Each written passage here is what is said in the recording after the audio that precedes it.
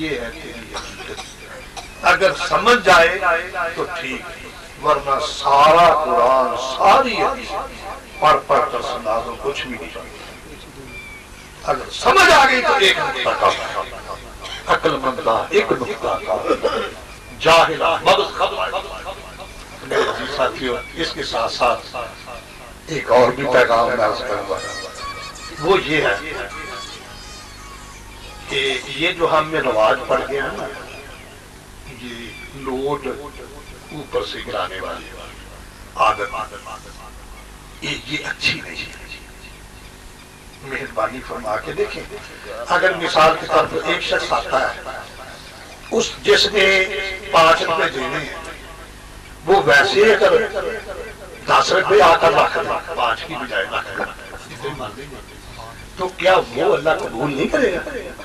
کیوں نہیں کرے گا کہ نہیں کرے گا؟ میں نے خود یہ جو نوٹ ہے نا، اکثر نوٹوں پہ لکھا ہوتا ہے محمد حسین،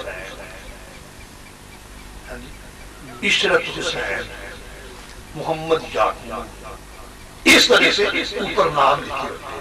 محمد کا نام ہو اور وہ کسی کے قدموں میں آئے، اوپر سے پھینکا جائے اس کو، یہ درست نہیں، بجائے سوال الٹا بنا ہو۔ لہذا میں بات رکھتا ہوں، یہ میں عرض کروں گا کہ قوام بیٹھے ہوئے ہیں، آپ ہی تو لا کر پیسے رکھے، 10,000 رکھ دیں، ادھر جا کر خاموشی سے دے دیں 20,000 سے۔ ایسے انداز کے ساتھ یہ میں اپنی مجلسوں میں بھی کہتا ہوں، آپ کو بھی کہہ رہا ہوں کہ آئندہ ہم نے وعدہ کرنا ہے کہ ہم نے اس طرح سے پیسے نہیں پھینکنے، نوٹ نہیں پھینکنے جس میں بے ادبی کا پہلو ہے۔ یہ میری بات آپ کو سمجھ آ رہی ہے؟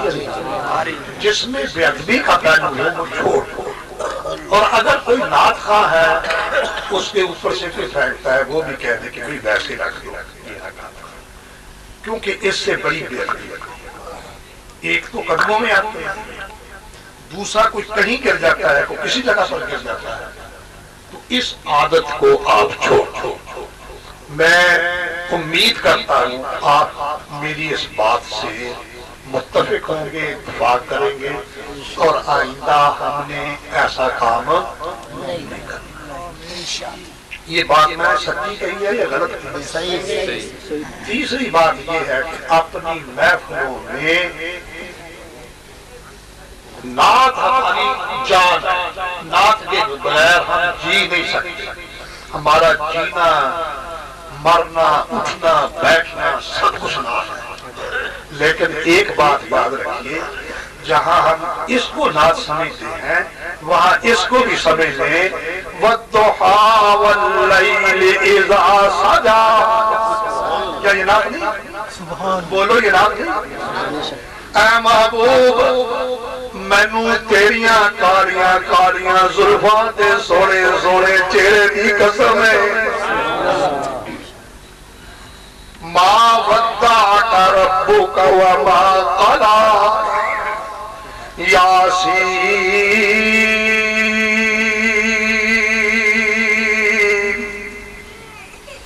اے میرے سونے پیاریا، اے سارے دیا سردارا،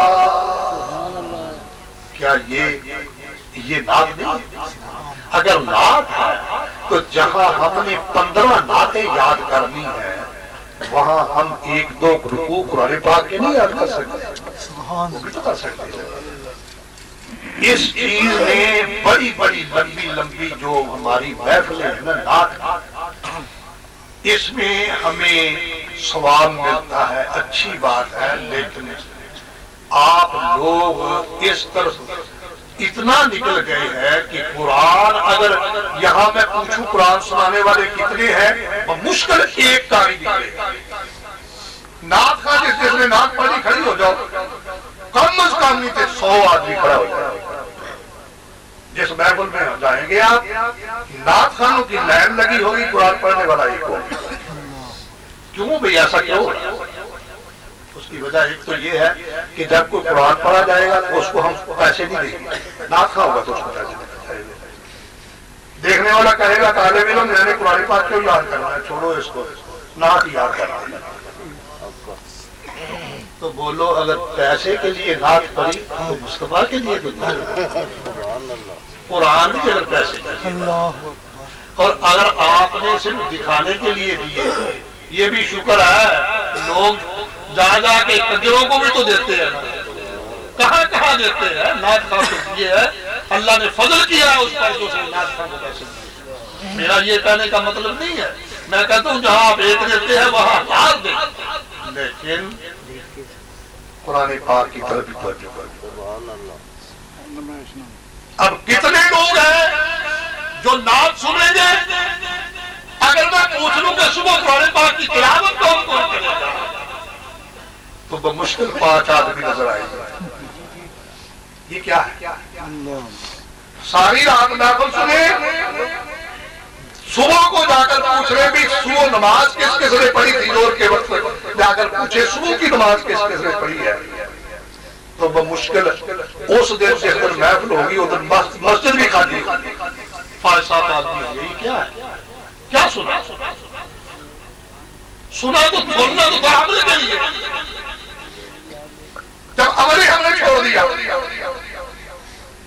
اور الحمدللہ میں نے ایسے قوال دیکھی ہے جو نمازی ہیں، اور ایسے بھی ہیں کہ جب وہ آئیں گے ایک بھی نماز نہیں پڑھیں گے اور جاتے ہوئے نہیں پڑھیں گے۔ ان سے پوچھ لو حضور کا صدقہ ہم کھاتے ہیں، ساری رات میں تقریر کرتا رہوں، صبح سویا رہوں، تو کیا میں نے خاک تک نہیں؟ میں تو خود ہی بے عمل ہوں۔ جب میں خود بے عمل ہوں تو میں کیا کر رہا ہوں؟ کس لیے میں نے کی؟ اس لیے کہ مجھے نوٹ ملے۔ آپ کس کے لیے آئے؟ کانوں کے چسکے کے لیے نہیں۔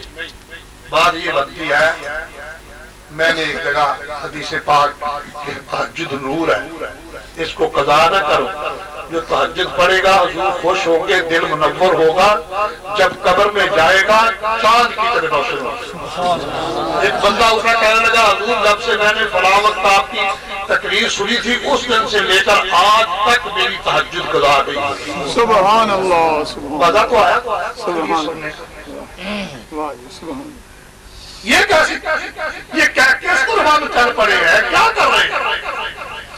عمل تو چھوڑتے جا رہے ہیں۔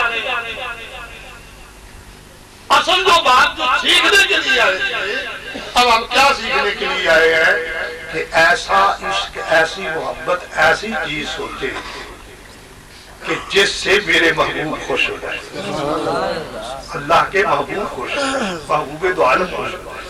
کیا حضور اس سے خوش ہوں گے کہ پھر ہم صبح بے نماز کے بے نمازی کیا اس سے خوش ہو گے؟ میرا تقریر کرنے کا مقصد نہیں، میرا مقصد ہے جلے ہوئے دل کو دکھا رہا ہوں کہ دیکھیں ہماری راہ کس طرف چلی گئی ہے، عمل کی طرف توجہ کرو۔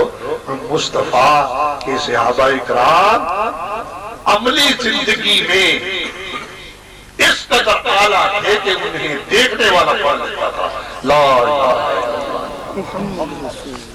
جب تم بھی صبح کسی کے پاس بیٹھو، بھائی کیا کہنا تھا، آپ محفل سنی، میں نے اس سے تہیہ کر دیا کہ آئندہ میں اپنی زبان سے مصطفیٰ کی بات کروں گا، اللہ کی بات کروں گا، جھوٹ نہیں بولوں گا۔ میں نے توبہ کی، تہیہ کیا کہ آئندہ یہ جو ہاتھ جس میں اللہ نے قدرت دی ہے، میں ان ہاتھوں سے کسی کو تکلیف نہیں دوں گا، غلط کام نہیں۔ اور رات میں نے محفل سنی، میں نے یہ